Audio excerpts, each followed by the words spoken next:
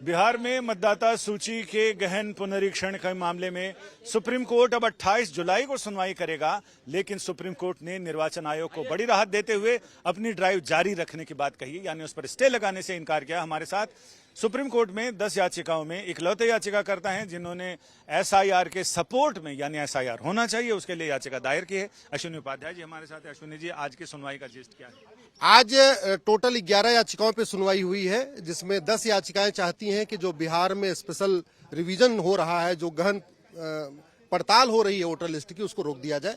हमारा ये कहना है कि ये गहन पड़ताल केवल बिहार में नहीं होनी चाहिए, पूरे देश में होनी चाहिए। दोनों पक्षों को सुनने के बाद माननीय सुप्रीम कोर्ट ने इलेक्शन कमीशन को नोटिस जारी किया है। 28 जुलाई को अगली सुनवाई होगी। एक पक्ष जो लगातार ये चाह रहा था कि ये जो स्पेशल ड्राइव चल रही है, जो गहन पड़ताल चल रही है, इसको रोक दिया जाए, माननीय सुप्रीम कोर्ट ने उस पर स्टे देने से मना कर दिया है। हमारा ये कहना है कि free and fair election fundamental right है। Right to vote fundamental right नहीं है, लेकिन free and fair election fundamental right है। और एक भी अगर घुसपैठिया वोटर लिस्ट में है, एक भी रोहिंग्या बांग्लादेशी वोटर लिस्ट में है, तो वो फ्री एंड फेयर इलेक्शन के खिलाफ है, वो बिल्कुल संविधान के खिलाफ है। इसलिए गहन पूछताछ, गहन इसमें पड़ताल होनी जरूरी है। और मेरी जानकारी के अनुसार बिहार में प्रत्येक विधानसभा में 8 से 10 हजार घुसपैठियों ने अपना नाम जुड़वा लिया है। इसका मतलब अगर इनका नाम नहीं काटा जाएगा तो अगला जो चुनाव परिणाम आएगा वो घुसपैठिए तय करेंगे, क्योंकि विधानसभा चुनाव में जो डिसीजन होता है, हार जीत का फैसला 2-3 हजार वोट से हो जाता है। और लगभग हर विधानसभा में सबसे बड़ी बात कि आपका जो किशनगंज, जो सीमांचल वाला एरिया है, वहां तो बहुत बड़ी मात्रा में आधार बने हुए हैं। बार बार जो एक पक्ष ये कह रहा था कि नहीं, आधार को शामिल कर लिया जाए, राशन कार्ड को शामिल कर लिया जाए, वोटर आईडी को शामिल कर लिया जाए, उसके बारे में माननीय सुप्रीम कोर्ट ने कहा कि भाई इलेक्शन कमीशन चाहे तो इसको शामिल कर ले। लेकिन जो डिमांड की गई थी कि नहीं, ये पूरा प्रोसीजर स्टे कर देना चाहिए, इसको बिहार इलेक्शन से डीलिंक कर देना चाहिए, ये प्रोसेस अलग चले, चुनाव अलग हो, उस पर माननीय सुप्रीम कोर्ट ने कोई अपना फैसला नहीं लिया। आप जो घुसपैठ के आंकड़े बता रहे हैं, क्या विपक्ष को या याचिकाकर्ताओं को पता नहीं है ये सारी सच्चाई?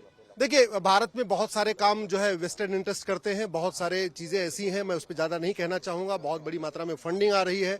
घुसपैठिए 2-2 हजार में आधार बनवा ले रहे हैं। आधार बनवाना बहुत आसान हो गया है, 2-2 हजार में आधार बन जाता है। इसलिए PIL फाइल हुई है कि आधार को ही एक तरीके से उसको आइडेंटिटी मान लिया जाए, आधार को एक तरीके से सिटीजनशिप मान लिया जाए। हमारा ये कहना है आधार में बहुत बड़ा फर्जीवाड़ा है, इसलिए आधार को बिल्कुल नहीं मानना चाहिए, आधार को वोटिंग का अधिकार नहीं मानना चाहिए। तो फिर आधार कार्ड, राशन कार्ड और वोटर आईडी, इसको लेकर क्या स्थिति? आज की सुनवाई में चर्चा तो बहुत हुई, फाइनल क्या? फाइनल कुछ नहीं हुआ है। माननीय सुप्रीम कोर्ट ने कहा है कि इलेक्शन कमीशन अगर चाहे, इलेक्शन कमीशन के ऊपर छोड़ दिया है कि वो चाहे तो आधार को, राशन कार्ड को और वोटर आईडी को इसको कंसीडर करे, नहीं तो कोई बात नहीं, इलेक्शन कमीशन को छोड़ दिया। यानी कुल मिलाकर 28 जुलाई को भी तय होगा कि फाइनल ड्राफ्ट रोल, जो इलेक्टोरल रोल है, उसके प्रकाशन को लेकर स्थिति क्या होगी। वैसे निर्वाचन आयोग ने सुप्रीम कोर्ट से साफ कह दिया था कि अगर कोर्ट इस पूरे एसआईआर की प्रक्रिया को रोकता है तो पूरी चुनावी प्रक्रिया देर हो जाएगी, जो संवैधानिक रूप से संकट हो सकता है। कैमरामैन अंकित सिंह के साथ संजय शर्मा, दिल्ली, आज तक।